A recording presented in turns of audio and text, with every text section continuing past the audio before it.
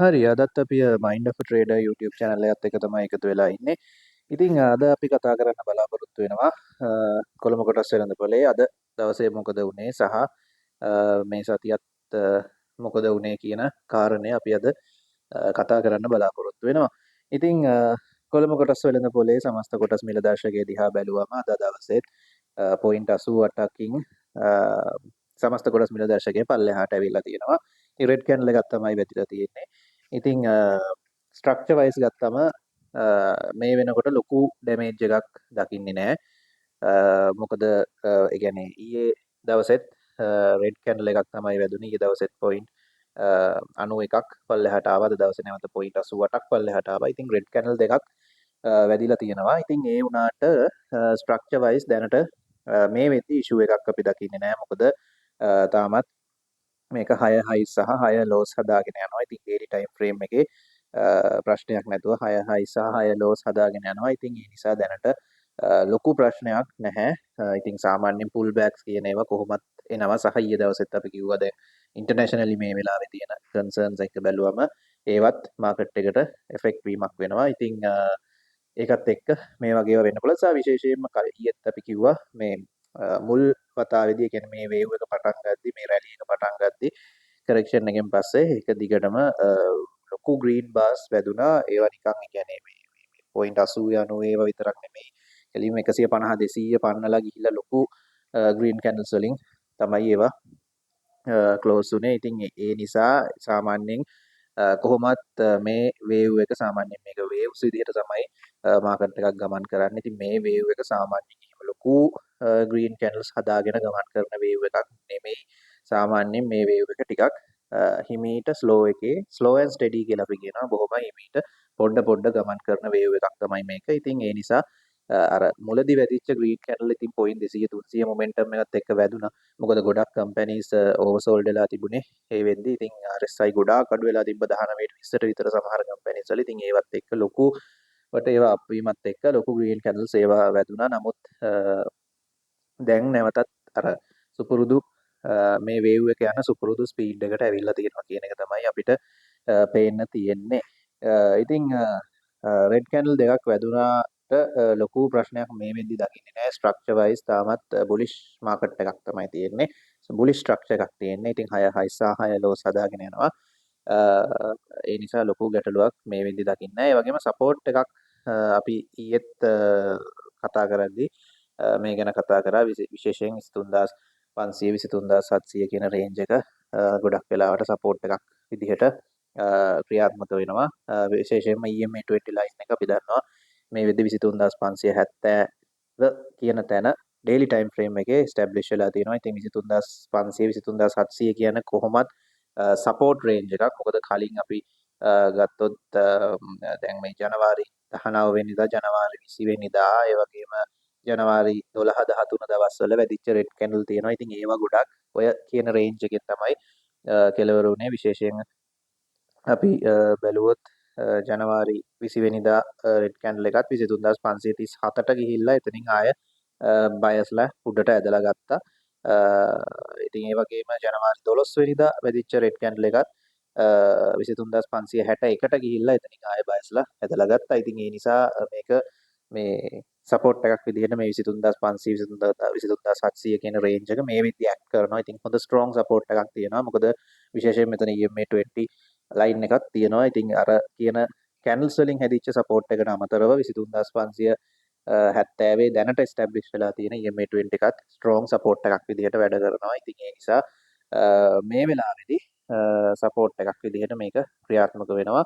සහ විශේෂයෙන්ම අපි දන්නවා කලින් ප්‍රීවියස් අපි හදලා තිබුණ ඕල් ටයිම් හයි එක තමයි 23769. ඉතින් 23769 බ්‍රේක් කරන්න අපිට පුළුවන්කම ලැබුණා. අපි කලිනුත් ඒක ප්‍රෙඩික්ට් කරලා තිබුණේ. ඉතින් කලින් ඒක බ්‍රේක් කරගෙන අපි අලුත් ඕල් ටයිම් හයිස් හදාගෙන 24000 පන්නලා ගියා. ඉතින් එතනින් එහාට දැන් කොහොමත් අපි අර කලින් තිබිච්ච ඕල් ටයිම් හයි එක ඉතින් බ්‍රේක් කරාම නැවත ඒක රීටෙස්ට් කරන්න ඉඩ තියෙනවා. කොහොමත් සාමාන්‍යයෙන් ඒක එහෙමනේ වෙන්නේ. සාමාන්‍යයෙන් ඕල් ටයිම් හයි එකක් තිබුණේ හයි එකක් තිබුණේ. ඉතින් හයි එක බ්‍රේක් කරාම ඒක ඒක රෙසිස්ටන්ස් එකක් විදිහට තිබුණේ. දැන් ඒක බ්‍රේක් කරපු නිසා ඒක සපෝට් එකක් විදිහට බවට පත් වෙනවා. ඉතින් ඒ නිසා මෙතන සපෝට් කීපයක්ම තියෙනවා, විශේෂයෙන් කැන්ඩල්ස් වලින් හැදිච්ච සපෝට් එක සහ EMA20 ලයින් එක හරහා එන සපෝට් එක වගේම ඒ වගේ සපෝට් කීපයක්ම තියෙනවා. ඉතින් ඒ නිසා 23500 23700 රේන්ජ් එක අපි මොනිටර් කරන් ඉමු. ඒක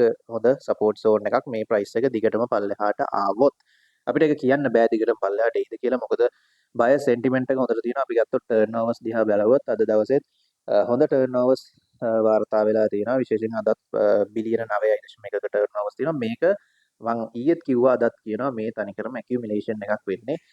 මොකද බිලියන 9 බිලියන 10 බිලියන 6 ඔය ලොකු වොලියුම්ස් වලින් ලොකු ටර්න් ඕවර්ස් වලින් අපිට දැක ගන්න හම්බ වෙනවා. ඉතින් මේ ඇකියුමුලේෂන් එක මොකද අද දැන් ප්‍රයිස් එක පල්ලෙහාට එද්දිත් මේකේ ටර්න් ඕවර්ස් වැඩි වෙලා තියෙනවා. එහෙම වෙන්න පුළුවන් ක්‍රම දෙකයි තියෙන්නේ. ප්‍රයිස් එක කියන්නේ දැන් සාමාන්‍ය ප්‍රයිස් එක ඩවුන් වෙලා තියෙන්නේ ඊයේ අදයි දෙකම 0.90කින් සහ 80කින්. එතකොට එහෙම ඩවුන් වෙද්දී වොලියුම් එක නෙමෙයි ටර්න් ඕවර් එක වැඩි වෙලා තියෙනවා. එතකොට ටර්න් ඕවර් එක වැඩි වෙන්නේ ප්‍රධාන වශයෙන් හේතු දෙකක් වෙන්න පුළුවන්. එකක් තමයි සෙලර්ස්ලා විකුණනවා. දිගටම සෙලර්ස්ලා විකුණනවා නම් කොහොමත් එතකොට ටර්න් ඕවර් එක වැඩි වෙනවනේ. සෙලර්ස්ලා වැඩියෙන් විකුණන්න. එතකොට ටර්න් ඕවර් එක වැඩි වෙන්න බලනවා. එහෙම නැත්නම් දෙවෙනි කාරණේ තමයි ඇකියුමුලේෂන් එකක් වෙන්න ඕනේ. ඒ කියන්නේ බයස්ලා මිලදී ගන්නවා. කොච්චර ප්‍රයිස් එක රෙඩ් වුණාට අපිට ඉන්ඩිකේෂන් වලින් ඒ කියන්නේ chart එක බැලුවම රෙඩ් කැන්ඩල් එකක් තමයි වැදිලා තියෙන්නේ. හැබැයි බයස්ලා ගන්නවා. දිගට මිලදී ගන්නවා. ඒ හරහා බයස්ලා ඇකියුමුලේට් කර ගන්නවා. ඒකල එකපාරට හොඳ ස්ට්‍රෝං ඉම්පල්ස් මූව් එකක් දේවි. විශේෂයෙන් තුන්වෙනි මේ වේව් සයිකල් එකේ තුන්වෙනි වේව් එක ඉඳලා කොහොමත් තුන්වෙනි වේව් එක කියන්නේ කොහොමත් ටිකක් වේගෙන් යන වේව් එකක්. ඉතින් ඒ නිසා ඇකියුමුලේෂන් එකෙන් පස්සේ හොඳ ස්ට්‍රෝං එක්ස්ප්ලොසිව් වේව් එකක් හොඳ ප්‍රයිස් ඇක්ෂන් එකක් අපිට බලා ගන්න පුළුවන් වේවි ඇකියුමුලේෂන් එකක් නම් මේක. ඉතින් ওই දෙක තමයි තියෙන්නේ. අතරම කියන්නේ සෙලස්ලා ඇග්‍රෙසිව්ලි විකුණනවා නම් ගොඩක් විකිණීම් කරනවා නම් එතෙන්දිත් ප්‍රයිස් එක ටර්න් ඕවර්ස් වැඩි වෙන්න පුළුවන්. එහෙම නැත්නම් ඇකියුමුලේට් කරනවා නම් බයස්ලා ඇග්‍රෙසිව්ලි බයි කරනවා නම් එතෙන්දී ඇකියුමුලේෂන් එකක් වෙලා ටර්න් ඕවර්ස් වැඩි වෙන්න පුළුවන්. ඉතින් අපි බලාපොරොත්තු වෙනවා මෙතෙන්දී ඇකියුමුලේෂන් එකක් වෙනවා කියලා. විශේෂයෙන් ගොඩක් ස්ටොක්ස් තියෙනවා එකම රේන්ජ් එක කොන්සොලිඩේට් වෙවි තියෙන. ඉතින් ඇකියුමුලේට් කරනවා. ඒගොල්ලෝ ස්ට්‍රෙන්ත් එක සපයා ගන්නවා ඊළඟ රන් එකට. ඉතින් ගොඩක් වේගෙන් දුවලා ටිකක් හති අරින්න ඕනේ. හති අරලා ඊළඟ රන් එක යන්න ටිකක් ඇකියුමුලේට් කරගන්න ගතියක් අපිට පේනවා. ඉතින් හොඳ ටර්න් ඕවර්ස් පහුගිය සතියේම වාර්තා වීමක් අපි දකින්න ලැබුණා. ඉතින් විශේෂයෙන් ගිය සතිය පුරාවටම ඒ ටර්න් ඕවර්ස් පැත්තේනොත් එහෙම මේවා වුණා. සහ ඉතින් මාකට් එක කොහොමත් මේ වේව් එක ටිකක් ස්ලෝ ඇන්ඩ් ස්ටඩි මම කලිනුත් කිව්වා වගේ. ඉතින් අර ඕල් ටයිම් හයි එක බ්‍රේක් කරගෙන ඒ රෙසිස්ටන්ස් එක බ්‍රේක් කරගෙන මාකට් එක උඩට ගිහින් තියෙනවා. එතනින් උඩට ගිහිල්ලා හොඳ නැවතත් ඕල් ටයිම් හයි එකක් හදලා තියෙනවා අලුත් එකක්. සහ එතනින් එහාට අර රෙසිස්ටන්ස් එක බ්‍රේක් කරලා ක්ලෝස් වුණාට පස්සේ ඉතින් එතනින් එහාට නැවත ඒ රෙසිස්ටන්ස් එක රීටෙස්ට් කරන්න ඉඩ තියෙනවා. කොහොමත් ඒක එතකොට රෙසිස්ටන්ස් එකක් නෙමෙයි. ඒක තවදුරටත් ඒක රෙසිස්ටන්ස් එක සපෝට් එකක් බවට පත් වෙලා තියෙන්නේ. ඉතින් ඒ නිසා රෙසිස්ටන්ස් එකක් බ්‍රේක් කරාම ඒක සපෝට් එකක් බවට පත් වෙනවා. සපෝට් එකක් බ්‍රේක් කරලා පල්ලෙහාට ක්ලෝස් වුණොත් ඒක රෙසිස්ටන්ස් එකක් බවට පත් වෙනවා. ඉතින් ඕක තමයි තියරිය. එතකොට ඉතින් රෙසිස්ටන්ස් එක බ්‍රේක් කරලා තියෙන නිසා දැන් මේ රෙසිස්ටන්ස් එක සපෝට් එකක් විදිහට වැඩ කරනවා. අපි අපේ කලින් ඕල් ටයිම් හයි එක 23769. ඉතින් ඒ නිසා තමයි ගොඩක්ම මම අර මොනිටර් කරන්න කියලත් විශේෂයෙන් කිව්වේ 23500 23700 කියන රේන්ජ් එක. මොකද ස්ට්‍රෝං සපෝට් කීපයක්ම තියෙන එකක් අර 23769 ඕල් ටයිම් හයි එක. එතකොට ඒක සපෝට් එකක් විදිහට වැඩ කරනවා. දැන් ඒක රෙසිස්ටන්ස් එක බ්‍රේක් වෙලා තියෙන නිසා ඒක රීටෙස්ට් කරාට සපෝට් එකක් විදිහට ඒ ඒරියා එක රීටෙස්ට් කරන්න ඉඩ තියෙනවා. ඉතින් ඒක රීටෙස්ට් කරාට එතනින් බවුන්ස් බෑක් වෙන්න පුළුවන්. එහෙම නැත්නම් EMA20 එක 23570 මේ වෙද්දි තියෙනවා. ඉතින් ඒකත් හොඳ ස්ට්‍රෝං සපෝට් එකක්. සාමාන්‍යයෙන් EMA20 ලයින් එක කියන්නේ හැම වෙලේම ස්ට්‍රෝං සපෝට් එකක්. හැම වෙලේම එතනින් බවුන්ස් බෑක් වෙන්න බලනවා. ඒක කඩාගෙන ගියොත් තමයි පොඩි ප්‍රශ්නයක් වෙන්නේ. හැබැයි දැනට අපිට බලාපොරොත්තුවක් තියෙන්න පුළුවන්. එහෙම ප්‍රයිස් එක බැරි වෙලා හරි පල්ලෙහාට ආවොත් සහ විශේෂයෙන් කැන්ඩල්ස් බැලුවත් 23500 23700 රේන්ජ් එක ඇතුලේ පහුගිය දවස් කීපයකම අපි කලින් කිව්ව දවස්වල ඔය මේක ඒ රෙඩ් කැන්ඩල් පල්ලෙහාට ඇවිල්ලා එතනින් බවුන්ස් බෑක් වෙලා උඩට ආපහු බයස්ලා ඇදගෙන තියෙනවා උඩට. ඉතින් ඒකත් එක්ක අපිට බලාපොරොත්තු වෙන්න පුළුවන් ප්‍රයිස් එක මේ කියන 23500 23700 කියන රේන්ජ් එක දක්වා මොනිටර් කරන් ඉන්න පුළුවන්. ඒ රේන්ජ් එකේදී ප්‍රයිස් එක බවුන්ස් බෑක් වේවි. දිගටම ප්‍රයිස් එක පල්ලෙහාට ආවොත්. එහෙම නැතුව බයස්ලා ඩොමිනේට් කරන්න ගත්තොත් නැවතත් විශේෂයෙන් දැන් අපි දකින්නවානේ මෙතන මේ දැන් ගොඩක් පෙනි ස්ටොක්ස් තමයි මේ දවස්වල උඩට යනවා අපි දකින්නේ. ඉතින් penny stocks යන එකත් එක හේතුවක් මේ මාකට් එක ලොකු මොමන්ටම් එකක් දකින්නේ නැති වෙන්න. මොකද penny stocks කියන්නේ අපි දන්නවා හැම වෙලේම පොඩි ගණන් වල තියෙන stocks රුපියල් ගණන් වල තියෙන ඒවා රුපියල් 9 10 නැත්නම් 8 ඔය රේන්ජ් එක කියන්නේ රුපියල් සාමාන්‍යයෙන් 10ට අඩු වගේ ඒවා. එතකොට මේ penny stocks වල ආගමනයක් දකිනවා සාමාන්‍ය ඔක එච්චරම මේ unusual දෙයක්ුත් නෙමෙයි. ඔක ගිය පාර බුල් රන් එකේ ආරම්භයේදීත් ඕක වුණා. ඉතින් කලින් බුල් රන් එක ගැන අවධානය යොමු කරලා හිටියා නම් ඇනලයිස් කරලා තිබුණා නම් ඔක ගැන දන්නවා නම් බැලුවා නම් ගිය පාර බුල් රන් එකේ ඉතින් ඕක ඒක ගිය පාරත් ඕකම වුණා ඔය සිද්ධිය.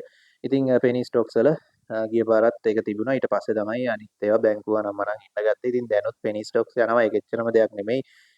එතනින් පස්සේ දැන් අර එතකන් අර weight lifting අර හොඳ weight එකක් තියෙන shares තියෙනවා. ඒවා මේ විද්දි පොඩ්ඩක් rest කරනවා. ඒවා පොඩ්ඩක් එකම තැන consolidate වෙනවා. එහෙම නැත්නම් පොඩ්ඩක් down වෙනවා. ඉතින් ඒවා accumulate කරගත්තට පස්සේ ඉතින් ඒවා bounce back වේවි. ඉතින් ඒවා එන්න ගත්තම stock market එක නැවත පොඩ්ඩක් උඩට ඒවි. මොකද දැන් penny stocks කොච්චර උඩට ගියත් ඒ වයින් අර market එක ඇද ගන්න ටිකක් අමාරුයි. මොකද අර heavy giants ලා ඉන්නවා. market capitalization කියන්නේ ඒගොල්ලොන්ගේ capitalization එක ගොඩක් වැඩි. ඉතින් ඒවා market එකට ලොකුවට බලපානවා. ඉතින් ඔය compensation බැංකු එතකොට JKH වගේ ඒවා තව ගොඩක් තියෙනවා ඩොක් එක. ඉතින් දැන් අද price එක ඩොක් එකෙන් තමයි ගොඩක්ම positive කරලා තිබුණේ. ඉතින් එහෙම තමයි. ඉතින් ඒ නිසා penny stocks වලට වඩා influence එකක් දෙන්න පුළුවන් ඒවා ගොඩක් තියෙනවා. එහෙම මේ ගොඩක් එහෙම heavy giants ලා ඉන්නවා. ඉතින් ඒවා ඒ stocks active වේවි ඉදිරි දවස්වලදී. එහෙම active වුණාට පස්සේ අපිට expect කරන්න පුළුවන් ASI එක මීට වඩා ටිකක් move වේවි උඩට හොඳ strongly. මොකද එතකොට අර ASI එකටත් බලපෑමක් කරන්න පුළුවන් stocks තමයි move වෙන්නේ. ඒ නිසා ඉතින් ඕක තමයි අද දවසේ වෙච්ච කාරණේ සහ අපිට බලාගෙන ඉන්න තියෙන levels. ඉතින් ඊයේත් කිව්වා වගේ 23500 23700 තමයි support එක. strong support කීපයක්ම තියෙනවා. ඉතින් ඒ නිසා අපි expect කරනවා එතනින් bounce back එකක් වේවි කියන එක. එහෙම bounce back එකක් නොවුනොත් බැරි වෙලා හරි price එක පල්ලෙහාට ගියොත් එහෙම වුණොත් තවත් පල්ලෙහාට price එක යන්න පුළුවන්. එහෙම වුණොත් අපි බලමු ඉදිරි videos වලින් මොන වගේ levels ද අපිට monitor කරන් ඉන්න වෙන්නේ කියන එක. මොකද අර ලොකු strong green candles කීපයක්ම වැඩිච්ච නිසා price එක කොහොමත් පොඩ්ඩක් pull back වෙනවා පල්ලෙහාට එනවා. ඉතින් ඒවා ආපහු උඩට යාවි කොහොමත් ඉදිරියේදී. ඒක ගැන positivity එකක් අපිට තියෙනවා. ඉතින් ඒ නිසා අපි බලන් ඉමු 23500 23700 කියන රේන්ජ් එකට ආවොත් price එක එතනින් bounce back වේවි. එතනින් bounce back වෙන්නේ නැතුව බැරි වෙලා හරි පල්ලෙහාට ආවොත් මොන වගේ levels ද කියලා අපි බලන් ඉමු. ඉදිරි videos වලින් අපි ඒ ගැන කතා කරමු. දැනට අපි දකිනවා possibility එකක් මේ 23500 23700 රේන්ජ් එකෙන් උඩට එන්න. හෝ දැන් තියෙන රේන්ජ් එකෙන්ම සඳුදා ඉඳන් උඩට එන්න මොකද ඉඩක් තියෙනවා. මොකද buy sentiment එක හොඳටම තියෙනවා. ඒක තමයි market turnover එකේ ඉඳන්ම හොඳ පොසිටිව් ලක්ෂණයක් අපි දැක්කා. විශේෂයෙන් ක්‍රොසින්ග්ස් උනත් ලොකු ක්‍රොසින්ග්ස් ප්‍රමාණයක් අපි දකිනවා. එකම කන්සර්න් එක මේ වෙද්දී අපිට මාකට් එකේ තියෙන්නේ ෆොරින් සේල්ස් සම්බන්ධයෙන්. ඒක ගැන කියන්නේ ෆොරින් පර්චේසස් වලට වඩා ෆොරින් සේල්ස් විශාල වශයෙන් ඉහළ ගිහින් තියෙනවා. ඒක මම හිතන්නේ මේ අවුරුද්දක් එකමාරක් විතර කාලය තුලම ඒක වෙච්ච දෙයක්. ඒකට හේතුත් තියෙනවා මම හිතන්නේ ටෙක්නිකලි අපිට හේතු කීපයක් හොයාගන්නත් පුළුවන්. ඒක ගැන මම වෙනම වීඩියෝ එකක් හෙට හෝ අනිද්දා කරන්නම්. ඉතින් ටෙක්නිකලි බැලුවත් අපිට ඒකට විවිධ හේතු තියෙනවා. ෆන්ඩමෙන්ටලි බැලුවත් ඉන්ටර්නැෂනලි ඒ වගේ ඒවට හේතු තියෙනවා. ඉතින් අපි ඒව කතා කරමු ඉදිරි වීඩියෝස් වලින්. ඒ ගැන ෆොරින් පර්චේස් සහ ෆොරින් සේල්ස් මොකද වෙන්නේ කියන එක. දැන් මේ සතියේත් ෆොරින් සේල්ස් ලොකුවටම ඉහළ තියෙන විශේෂයෙන් අද දවසේත් ෆොරින් සේල්ස් තමයි විශාල වශයෙන් වැඩි වෙලා තියෙන්නේ.